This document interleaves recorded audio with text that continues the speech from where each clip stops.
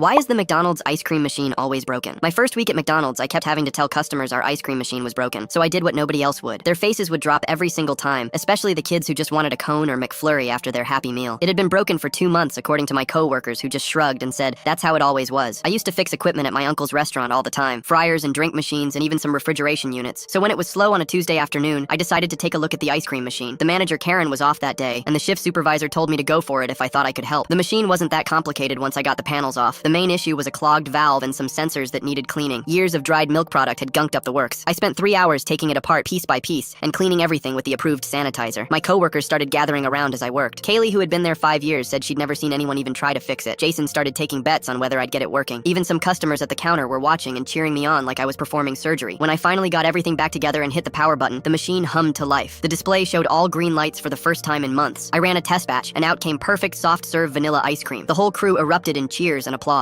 Word spread fast through the restaurant. Customers who had been turned away earlier came back for ice cream. We sold more cones and McFlurries in 2 hours than the store usually sold in a week. Everyone was so happy. Kids were getting their desserts, and employees didn't have to deal with disappointed customers anymore. I felt like a hero, honestly. My coworkers kept patting me on the back and saying I should get a raise. One older lady bought an extra cone just to thank me for fixing it. The shift supervisor even let me take an extra break as a reward. I went home that night feeling proud of taking initiative and solving a problem that had been plaguing the store. The next morning, I walked in to find Karen waiting for me in the office. She had this look on her face like I'd burned down the building. Before I could even clock in, she handed me a termination notice dated 2 weeks out. I stood there confused, trying to understand what I was reading. You tampered with the ice cream machine, she said in this cold voice. I tried explaining that I fixed it and customers were happy and we were selling ice cream again. She cut me off and pulled out this thick manual. Turns out McDonald's doesn't actually own those Taylor ice cream machines. They lease them from the manufacturer with a strict contract that says only certified Taylor technicians can do any repairs or maintenance. By fixing it myself, I had violated the lease agreement and potentially voided the warranty. Corporate could fine the franchise owner thousands of dollars. There were insurance liability issues if someone got sick from ice cream made by a machine repaired by a non-certified person. It didn't matter that I'd done everything correctly, and the machine was working perfectly. My coworkers tried to defend me. Kaylee told Karen I was just trying to help. Jason explained how much money we'd made in ice cream sales. Even some regular customers asked why the kid who fixed the machine was getting fired. Karen wouldn't budge. Rules were rules, and I'd broken a big one. She made me work those final 2 weeks, which was awkward for everyone. The ice cream machine kept working perfectly the whole time, which somehow made it worse. Every cone we sold reminded everyone that I was getting fired for doing something helpful. On my last day, the crew pooled together and bought me a card and a gift certificate to Burger King as a joke. Except it wasn't really a joke because I actually did apply at the Burger King down the street. During my interview, I told the manager why I'd been let go from McDonald's. He laughed so hard he almost fell out of his chair. Time to stop working for a clown and start working for a king.